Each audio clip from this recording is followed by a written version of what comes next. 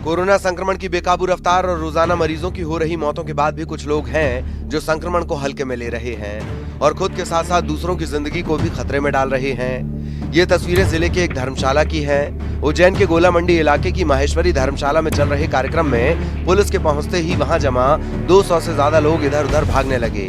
देखते ही देखते पूरी धर्मशाला खाली हो गई। खाना बनाने वाले से लेकर साफ सफाई और अन्य काम करने वाले भी भाग गए। दरअसल धर्मशाला में 13वीं का कार्यक्रम चल रहा था। यही नहीं, इस कार्यक्रम में 200 से ज्यादा लोगों को बुलाया गया था। सभी के लिए खाने पीने के इंतजाम भी सामान्य दिनों की तरह ही किए गए थे, लेकिन किसी ने थाने में कार्यक्रम की शिकायत कर दी। इसके बाद पुलिस ने मौके पर पहुंचकर कार्यक्रम को रोक दिया। इस दौरान पुलिस के डर से लोग भाग खड़े हुए। उज्जैन में जिला प्रशासन ने 20 अप्रैल से ही सार्वजनिक कार्यक्रम पर प्रतिबंध लगा रखा है। इसके बावजूद लोगों को कोई फर्क नहीं पड़ रहा। जबलपुर में प्रदेश का पहला इनफ्लेक्टेबल स्ट्रक्चर हॉस्पिटल बनकर तैयार हो गया है। इस अस्पताल में जल्द ही कोविड मरीजों का इलाज शुरू हो जाएगा। तमाम मेडिकल सुविधाओं से लैस ये अस्पताल महज 6 दिनों में बनकर तैयार हुआ है। मेडिकल टीम अस्पताल के तमाम संसाधनों का परीक्षण कर रही है। मेडिकल अस्पताल परिसर में बनाए गए इस पोर्टेबल हॉस्पिटल में 20 बिस्तरों की व्यवस्था है। सभी 20 बिस्तरों में भर्ती होने वाले मरीजों को हर तरह की मेडिकल सुविधा यहाँ मिलेगी। पोर्टेबल अस्पताल से न सिर्फ कोविड मरीजों को बेहतर इलाज मिल सकेगा, बल्कि कोविड महामारी के दौर में स्वास्थ्य सेवाओं को बेहतर करने में भी मदद मिलेगी।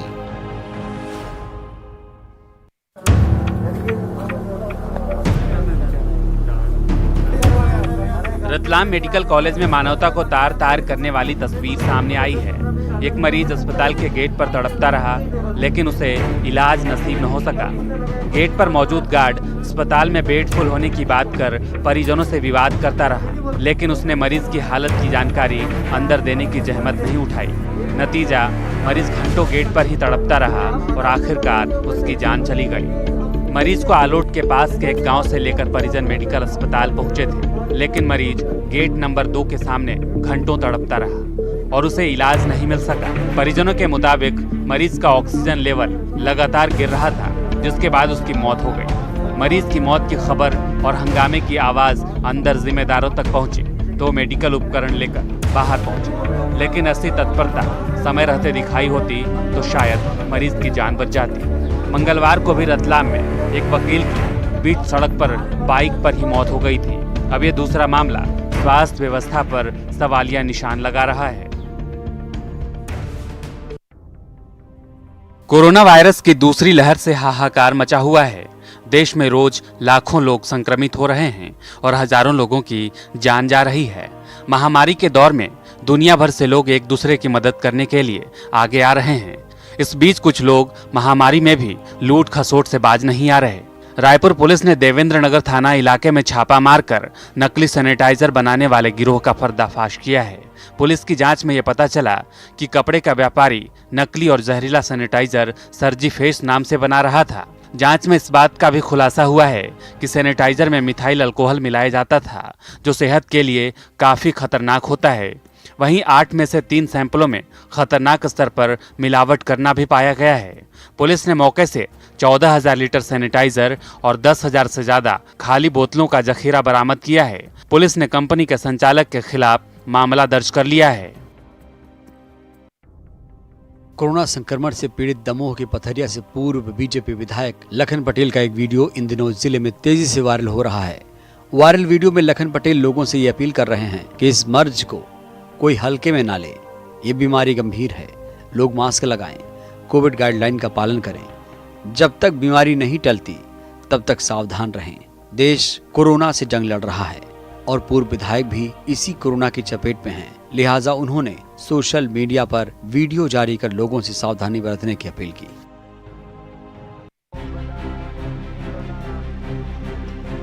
बुरहानपुर के कोरोना हॉटस्पॉट नेपा नगर में लोगों को आवश्यक वस्तुएं पहुंचाने के लिए जिला प्रशासन ने मोबाइल किराना दुकान की व्यवस्था कर दी है। दरअसल नेपा नगर पालिका क्षेत्र में कोरोना के बढ़ते मरीजों के बाद ये जिले का हॉटस्पॉट बन गया था और उन्हीं इलाकों के लोगों को जरूरी सामान उपलब्ध कराने के लिए जिला प्रशासन ने चलित किराना दुकान की व्यवस्था की। प्रयोग सफल होने पर मोबाइल किराना वैन की संख्या बढ़ाई जा सकती है। तो हम लोगों ने इसमें एक सोल्यूशन के रूप में चलित किराना स्टोर के रूप में चालू किया है। चलित किराना में एक हम लोगों ने एक छोटा मैजिक वाहन रखा है, जिसमें किराने के सामान से संबंधित सारी चीज़ों को हम लोगों ने रखा है। छोटी से छोटी चीज़ों की आवश्यकताओं की जो पूर्ति रोज़मर्रा के ज़िंदगी में जो चाहिए सामान होता है, उन सभी सामानों को उसमें रखवाया है और एक रीज़नेबल रेट पर सभी जगह हम लोगों ने उसको बिक्री के लिए पहुंचाया। जैसे घर घर ये जो हमारा वाहन है चलित किराना स्टोर, ये घर घर जाएगा, गली मोहल्ले में जाएगा और जिसको जो भी रिक्वायरमेंट रहेगी वो अपने घर के बाहर ही खड़ा होकर उसको सामान को परचेस करके वापस अपने घर में चले जाएगा। कोरोना संकट के बीच पुलिस की ये पहल सराहनीय है, जो कोरोना की रफ्तार पर तो ब्रेक लगाएगा ही, साथ ही लोगों की परेशानी भी दूर होगी। कोरोना वायरस के बढ़ते संक्रमण को देखते हुए सरकार की ओर से लगातार इसकी रोकथाम को लेकर प्रयास किए जा रहे हैं, लेकिन संक्रमण है कि रुकने का नाम नहीं ले रहा। ऐसे में संक्रमण का स्तर वन्य प्राणियों तक बढ़ने लगा है। हैदराबाद में 8 एशियाई शेर भी कोरोना वायरस की चपेट में आ गए हैं, जिसके बाद वन्य प्राणियों के स्वास्थ्य और सुरक्षा को ध्यान में रखते हुए मध्य प्रदेश सरकार ने रीवा में अधिकारियों को निर्देश दिए हैं। दरअसल रीवा के मुकुंदपुर स्थित Maharaja Martand Singh Judeo white tiger safari में बहुत से वन्य प्राणी रखे गए हैं, जिसमें सफेद शेर के अलावा बंगाल टाइगर समेत अन्य जीव भी शामिल हैं, जिनकी सुरक्षा की जवाबदेही अधिकारियों पर है। लिहाजा बेजुबानों को संक्रमण से बचाने के लिए निर्देशित किया गया है। कोरोना काल में आम लोग परेशान हैं, लेकिन लोग आपदा को भी फायदे के तौर पर देख रहे हैं और जिसे जहां भी लाभ लेने का मौका मिल रहा है वो वहां लाभ उठा रहा है। फिर चाहे रेमडेसिविर इंजेक्शन की कालाबाजारी हो, चाहे ऑक्सीजन की। ऐसा ही एक मामला रीवा में सामने आया है, जहां डेंटल क्लिनिक चलाने वाले चिकित्सक ने कोविड की जांच करानी शुरू कर दी, जिसकी जानकारी प्रशासन को होने के बाद कार्रवाई भी की गई और क्लिनिक को सील कर दिया गया। जानकारी मिली थी कि यहाँ पर कोरोना संबंधी जांच की जा रही है, जबकि अपने विभाग में अपने ऑफिस में देखा गया कि कोरोना संबंधी किसी तरह की इस तरह की परमिशन नहीं दी गई है। इसको हमारे ऑफिस, इसके बाद कलेक्टर साहब देते परमिशन। उसी संबंध में आए थे देखने के लिए। देखने पर पाया गया कि इनके पास जांच संबंधी कोई भी दस्तावेज उपलब्ध नहीं है, इसलिए इनको हिदायत देकर ये दुकान बंद की जा रही। बताया जा रहा है कि बिना परमिशन के ही मरीज का कोरोना सैंपल लेकर जबलपुर भेजी जाती थी, जिसके बाद जबलपुर से हवाई जहाज से गुड़गांव भेजी जाती थी और 4 दिन बाद वहां से रिपोर्ट आती थी। केरोसिन से भरी 42 बोगी भोपाल से पनकी कानपुर जा रही थी। बिना स्टेशन पर मालगाड़ी के एक बोगी में तेजी से केरोसिन लीकेज होने लगा। केरोसिन बोगी में लीकेज होने से उसे स्टेशन पर ही अलग कर दिया गया। जानकारी के मुताबिक सुबह करीब 4 बजे केरोसिन से भरी मालगाड़ी डाउन लाइन पर आकर खड़ी हुई थी, जिसमें एक बोगी से केरोसिन लीक हो रहा था। कर्मचारियों ने इसे बंद करने की कोशिश की, जिसके बाद बोगी को ही मालगाड़ी से काटकर अलग कर दिया गया, जिसके बाद मालगाड़ी को पनकी की ओर रवाना किया गया। ये मालगाड़ी करीब 4 घंटे से ज्यादा समय तक डाउन लाइन पर खड़ी रही, जिसके कारण कोई ट्रेन नहीं निकल सकी। केरोसिन लीकेज होने से आग लगने का खतरा बना हुआ था।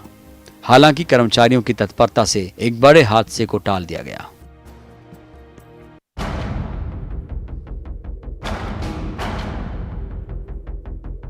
देश कोरोना से जूझ रहा है, अस्पतालों में बेड नहीं मिल रहे तो मरीजों को ऑक्सीजन की किल्लत हो गई है। लिहाजा सांसों की डोर थामने के लिए लोग आगे भी आ रहे हैं। इसी कड़ी में मैहर में जन सहयोग से ऑक्सीजन प्लांट लगाने की मुहिम शुरू कर दी गई है।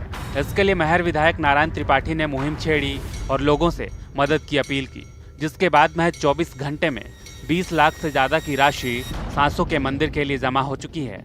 ये राशि मैहर रोगी कल्याण समिति के खाते में डाली जा रही है। इतना ही नहीं, मैहर विधायक ने अब तक विधायक निधि से 64 लाख रुपए भी सिविल अस्पताल में मैहर कोविड सेंटर की व्यवस्था और संसाधनों में खर्च के लिए जारी कर चुके हैं। विधायक ने कारोबारियों से भी मदद मांगी थी, जिसके बाद कारखाने में इस्तेमाल होने वाले 41 ऑक्सीजन सिलेंडर जमा कर सिविल अस्पताल मैहर में दिए गए। विधायक के इस पहल की हर कोई सराहना कर रहा है। ये तस्वीर गुना के एक गांव की है, जहां सूखी पड़ी नदी में एक झरना फूटा है, जिसके बाद लोगों की भीड़ उमड़ पड़ी। लोग झरने से पानी भरकर घर ले जा रहे हैं। इनका मानना है कि इसके जल से बीमारी ठीक हो रही है। अब इसे आस्था कहें या अंधविश्वास, बहरहाल जो भी है, फिलहाल वो तो लोग इसे चमत्कार मानकर बड़ी संख्या में पानी लेने पहुंच रहे हैं।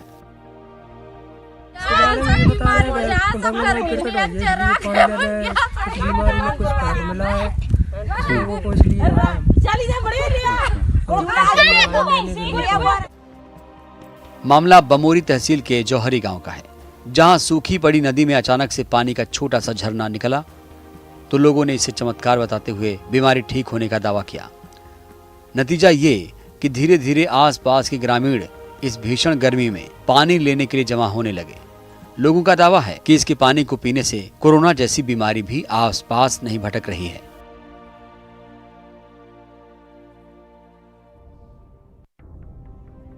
पूरा देश कोरोना महामारी से जूझ रहा है, वहीं मुंगेली में भी आंकड़े लगातार बढ़ रहे हैं। ऐसे में लोगों की मदद के लिए मुंगेली की एक संस्था देवदूत बनकर सामने आई। मुंगेली जिले में ये सामाजिक संस्था के सदस्य किसी भी स्थिति में मदद के लिए सबसे आगे रहते हैं। इनके सहयोग से लोगों को कोरोना से लड़ने में मदद मिल रही है। संस्था ने पिछले साल भी हजारों लोगों को भोजन दिया था। इस बार मेडिकल सुविधाएं उपलब्ध करा रहे हैं और 30 जंबो ऑक्सीजन सिलेंडर के साथ ये सेवाएं दे रहे हैं। आपात स्थिति में भी कॉल आते ही ये मरीज तक पूरी सुविधाओं के साथ पहुंचकर उनकी मदद करते हैं। उन्हें ऑक्सीजन सेवा देकर हॉस्पिटल तक पहुंचाने की जिम्मेदारी निभाते हैं, जिससे लोगों को बड़ी राहत मिल रही है। इतना ही नहीं, लोगों को शव वाहन भी नहीं मिलने में परेशानी को देखते हुए इस संस्था ने ऐसी मुहिम छेड़ी कि 2 दिन में 4 पहिया वाहन संस्था के द्वारा स्वास्थ्य विभाग को दान दे दिया गया। संस्था का एक अनोखा प्रयास ये भी है कि जूम ऐप के माध्यम से सुबह 6 बजे से लॉकडाउन योग क्लास ली जाती है। मुंगेली जिला प्रशासन भी इनके सहयोग की तारीफ करता है और इनकी मदद भी नहीं लेते। वाकई अभी ये संस्था जरूरतमंदों के लिए भगवान से कम नहीं है। आमतौर पर सड़कों पर वो लोग दिख जाते हैं जिन्होंने अपनी दिमागी संतुलन खो दिया है या किसी और वजह से बेघर हैं। ये लोग सड़कों पर खुले आसमां के नीचे रहते हैं, जहां किसी तरह इनके पेट की आग बुझ पाती है। लेकिन अब लॉकडाउन में इनका हाल बेहाल है। ऐसे में धमतरी के भोजराज मनधान ने इसकी पेट की आग ठंडी करने का बेड़ा उठाया। भोजराज अपने घर से खाना लेकर निकलते हैं और जो भी उन्हें रास्ते में दिख जाता है उसे अपने हाथ से परोसकर भर पेट खाना खिलाते हैं। इस संकट के दौर में इंसानियत की ऐसी मिसाल कम ही देखने को मिलती है। भोजराज ने बताया कि वो ये काम ईश्वरीय प्रेरणा से कर रहे हैं। जो सादा खाना है उनको किसको खिलाते हैं? जो मिल जाए गरीब। कितने दिनों से खिला रहे हैं? जब से कोरोना का ये जो लॉकडाउन चालू हुआ है तब से नियमित रूप से। बस ऊपर की आवाज़ आई कि भाई इनको कुछ चाहिए, बस उस दिन से। क्या करते हैं? क्या रोज करते हैं? जी, ये रोज करते हैं? हाँ, रोज। तारीफ करनी होगी और प्रेरणा लेनी होगी भोजराज मनधान जैसे इंसानों की, जो इंसान होते हुए भी कुछ लोगों के लिए भगवान बनकर काम कर रहे हैं। वो कहते हैं ना, जिसका कोई नहीं उसका तो खुदा है यारो।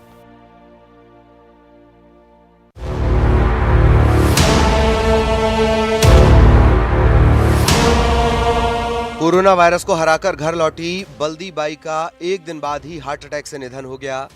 गरियाबंद में रहने वाली 92 साल की बल्दी बाई कांग्रेस की पोस्टर लेडी के रूप में मशहूर थीं।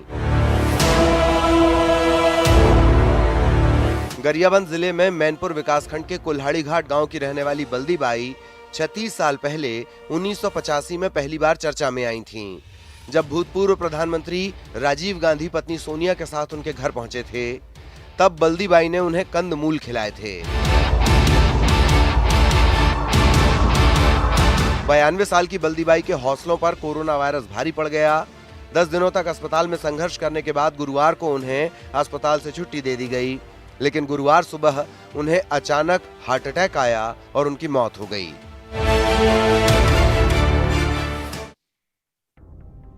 सूरजपुर के अस्पतालों में इन दिनों मरीजों के बेहतर इलाज के लिए प्रयास किया जा रहा है, जहां कोरोना संक्रमण से बचाने और कोविड नियमों के पालन के साथ ही मरीजों का इलाज हो रहा है। ऐसे में सरकारी अस्पतालों की कोशिशों को निजी क्लिनिक संचालक पलीता लगा रहे हैं। यहां क्लिनिक किसी और चिकित्सा सुविधा का है, लेकिन इलाज हर प्रकार का किया जा रहा है। जहां शासकीय अस्पताल को छोड़कर मरीज इन क्लिनिकों में आसान इलाज के चक्कर में एक तरफ पैसे गंवा रहे हैं, वहीं जान भी जोखिम में डाल रहे हैं। दूसरी तरफ लॉकडाउन में भी मरीजों की भीड़ जिला चिकित्सालय से ज्यादा इन निजी क्लिनिक में नजर आ रही है। सोशल डिस्टेंसिंग की धज्जियां उड़ाई जा रही हैं। ग्रामीण इलाकों में भी जागरूकता के अभाव में मरीज झोला छाप डॉक्टर्स का सहारा ले रहे हैं और कोविड काल की विषम परिस्थिति में ये डॉक्टर अपना अवसर बनाने में जुटे हुए हैं।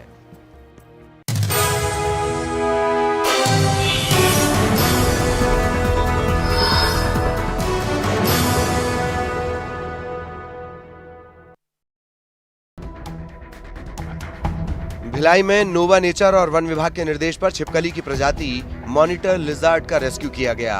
लिजार्ड कचांदुर गांव के मोहम्मद वसीम के घर की छत पर पिछले कई दिनों से मौजूद थी। इसे स्थानीय भाषा में गोह या बिस्खोपरा के नाम से जानते हैं। मोहम्मद वसीम ने बताया कि उनके घर की छत पर पिछले कई दिनों से मॉनिटर लिजार्ड नजर आ रही थी। उन्होंने इसकी सूचना नोवा नेचर के सदस्य को दी। इसके बाद घर की पाइपलाइन से मॉनिटर लिजार्ड निकालने में 2 घंटे की मशक्कत करनी पड़ी। फिलहाल उसे वन विभाग दुर्ग के दिशा निर्देश पर जंगल में छोड़ा गया है।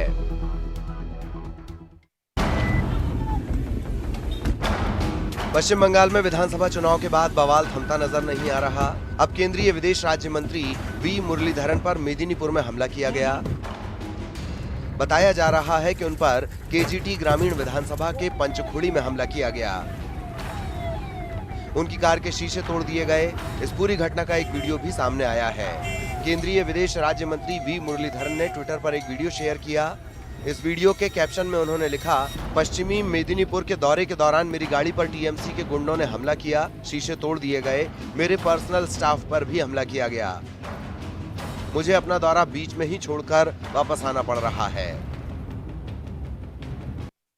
कोरोना संकट में ऑक्सीजन की कमी से जूझ रही दिल्ली के 2 अस्पतालों में ऑक्सीजन प्लांट लगाने का काम पूरा हो गया। सेना के लिए हथियार बनाने वाली संस्था डीआरडीओ की मदद से एम्स ट्रॉमा सेंटर और राम मनोहर लोहिया अस्पताल में ये प्लांट लगाए गए ताकि वहां भर्ती मरीजों को ऑक्सीजन की कमी का सामना न करना पड़े। एम्स ट्रॉमा सेंटर में डीआरडीओ के अधिकारियों की निगरानी में ऑक्सीजन प्लांट को लगाया गया। बताया गया कि ये ऑक्सीजन प्लांट तेजस लड़ाकू विमान के लिए बनाई गई ऑनबोर्ड ऑक्सीजन जनरेशन तकनीक पर आधारित है। इस वक्त बड़ी जोर शोर से जो है डीआरडीओ इस पूरे कार्रवाई में जुटी हुई है। इस प्लांट के शुरू होने से बहुत हद तक ऑक्सीजन की कमी दूर होने की उम्मीद भी जताई गई। 1000 लीटर पर मिनट के हिसाब से ऑक्सीजन जनरेट होती है, जो कि करीबन 190-195 प्लस पेशेंट को कैटर कर किया जाता है। दिल्ली के राम मनोहर लोहिया अस्पताल में भी डीआरडीओ ने इसी तरह का ऑक्सीजन प्लांट लगाया, जो 1 दिन बाद ऑक्सीजन का उत्पादन करना शुरू कर देगा। पीएम केयर्स फंड के तहत ये सारी मशीनें लगाई जा रही हैं, देश के अलग अलग कोने में भी लगाई जाएंगी। 3 महीने के अंदर डीआरडीओ पूरे देश में 500 ऑक्सीजन प्लांट लगाएगी, जिनके लिए पहले ही पीएम केयर्स फंड से पैसे जारी किए जा चुके हैं। इंग्लैंड के कैंट से डराने वाली तस्वीरें सामने आई, जहां एक घर के अंदर धमाका हो गया जिसमें 7 लोग घायल हो गए। ये धमाका उस मकान से कुछ दूर एक दूसरे मकान के सीसीटीवी कैमरे में रिकॉर्ड हो गया, जिसमें सामने वाले घर में अचानक विस्फोट के साथ हवा में कुछ मलबा उठता नजर आया, जिसके बाद इलाके में अफरा तफरी मच गई और कुछ ही पल में मौके पर दमकल की गाड़ियों और एम्बुलेंस का हुजूम इकट्ठा हो गया। बिना वक्त गंवाए दमकल कर्मियों ने वहां मोर्चा संभाल लिया। इस दौरान बचाव दल की एक टीम घर की छत पर चढ़कर घर में फंसे लोगों को बचाने में जुट गई, तो वहीं कुछ दमकल कर्मी नीचे से ही घर पर पानी की बौछार करते नजर आए। लेकिन धमाका कितना जोरदार था, इस बात का अंदाजा इस घर की हालत देखकर लगाया जा सकता है, जिसका एक हिस्सा पूरी तरह धराशायी हो गया। धमाके से मकान के ऐसे परखचे उड़े कि घर के अंदर से लेकर बाहर तक आसपास ईंट और लकड़ी का मलबा ही मलबा बिखरा नजर आया। यहां तक कि मकान के सामने बना छोटा सा गार्डन इसी मलबे से पटा नजर आया। इतना ही नहीं, ड्रोन कैमरे से ली गई तस्वीरों में हादसे के कई घंटों बाद भी मकान से धुआं उठता दिखाई दिया। काफी देर की मशक्कत के बाद हालात कुछ काबू में जरूर आए। वहीं इस बीच धमाके की चपेट में आए 7 लोगों को अस्पताल में भर्ती कराया गया। 3 महीने में होने वाले टोक्यो ओलंपिक से पहले जापान में एक टेस्ट मैराथन का आयोजन किया गया, ताकि कोरोना काल में बचाव के इंतजामों की तैयारी को परखा जा सके। वैसे तो ओलंपिक खेल पिछले साल होने थे, लेकिन कोरोना संकट की वजह से उन्हें टाल दिया गया था और अब उनकी नई तारीख 23 जुलाई है। ओलंपिक जैसा खेलों का महाआयोजन और ऊपर से महामारी का साया, ऐसे इंतजामों में कोई कमी न रहे, इसलिए जापान के सप्पोरो शहर में टेस्ट मैराथन का आयोजन किया गया। इशारा मिलते ही धावकों ने दौड़ लगानी शुरू की और शहर की अलग अलग सड़कों से गुजरते हुए वो फिनिशिंग लाइन तक पहुंचे। मैराथन में दूसरे देशों के एथलीटों ने भी हिस्सा लिया, लेकिन इसके बावजूद कोरोना से बचाव के नियमों में रत्ती भर की भी ढिलाई नहीं बरती गई। एथलीट आम लोगों के संपर्क में न आए, इसलिए टेस्ट मैराथन में उनकी हौसला अफजाई करने के लिए दर्शक दूर दूर तक नजर नहीं आए। वैसे तो मैराथन के दौरान सड़क के दोनों तरफ लोगों की भीड़ जुट जाती है, लेकिन ओलंपिक्स के आयोजकों की तरफ से लोगों से अपील की गई कि वो मैराथन देखने के लिए न जुटें। इसके लिए खुद आयोजन का स्टाफ गले में तख्तियां लटकाकर सड़कों पर खड़ा हो गया, जिन पर लोगों से मैराथन से दूर रहने की अपील लिखी नजर आई। सड़कों पर जगह जगह घेराबंदी भी की गई ताकि लोग दायरा ना लांघे। खास बात यह है कि जापान में कोरोना के मरीज एक बार फिर बढ़ रहे हैं और राजधानी टोक्यो समेत कुछ दूसरे इलाकों में इमरजेंसी लगी है। ओलंपिक मैराथन जैसे आयोजन में धावकों के बीच 2 गज की दूरी बनाना सबसे बड़ी चुनौती होगा।